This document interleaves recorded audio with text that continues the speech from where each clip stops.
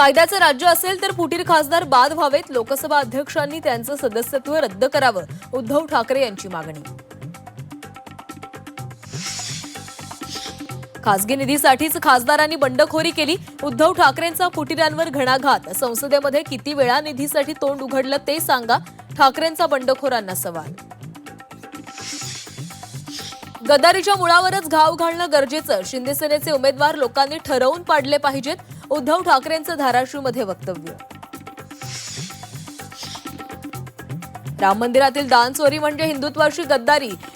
बाबराची औलाद मंदिर लुटत आहे. परभणीतून उद्धव ठाकरेंचा हल्लाबोल. राम मंदिर कशासाठी उभारले तेच विसरले. ठाकरेंचा भाजपला टोला. राम मंदिरातील कॅमेरामध्ये चोरीचा प्रकार उघड. नोटांच्या बंडलमधून काढलेले पैसे कपड्यात लपवले. बँकेच्या व्हाउचरमध्ये देखील फेरफार झाल्याचं समोर. तर आरोपींच्या घरावर अयोध्या पोलिसांकडून छापेमारी. राज ठाकरे ईशान्य मुंबईच्या दौऱ्यावर. विक्रोळीमध्ये मनसेच्या शाखेचं उद्घाटन. संजय दिना पाटलांच्या मतदारसंघात राज ठाकरेंचा दौरा. मुख्यमंत्र्यांकडून वाढवण बंदराच्या कामांची पाहणी.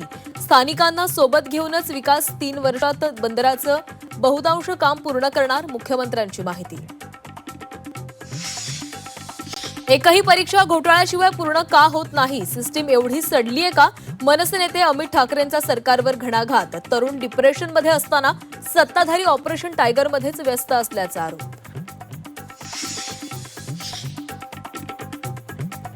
बीएमसीच्या फ्री पार्किंगवर लुटारूंची गँग. वाहन चालकांकडून तासाला 100 रुपये उकळण्याचं काम सुरू. झी 24 तासची टीम पोहोचताच लुटारूंची पळापळ. केतन अग्रवाल हत्याकांडाचं लोहगडावर सीन रिक्रिएशन. आरोपी सिया आणि चेतनला लोहगडावर नेऊन पोलिसांकडून घटनेची प्रत्यक्ष पडताळणी. सिया आणि चेतनचा आणखीन एक व्हिडिओ समोर. स्थानिक लीगमधील मॅच पाहतानाचा व्हिडिओ व्हायरल.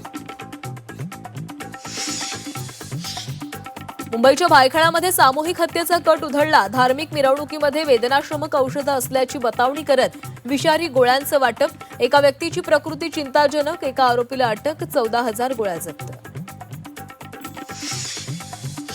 लोकल हत्येनंतर माहीम स्थानकामध्ये चाकू हल्ल्याची घटना. धक्का लागल्याच्या कारणावरून व्यक्तीवर चाकू हल्ला.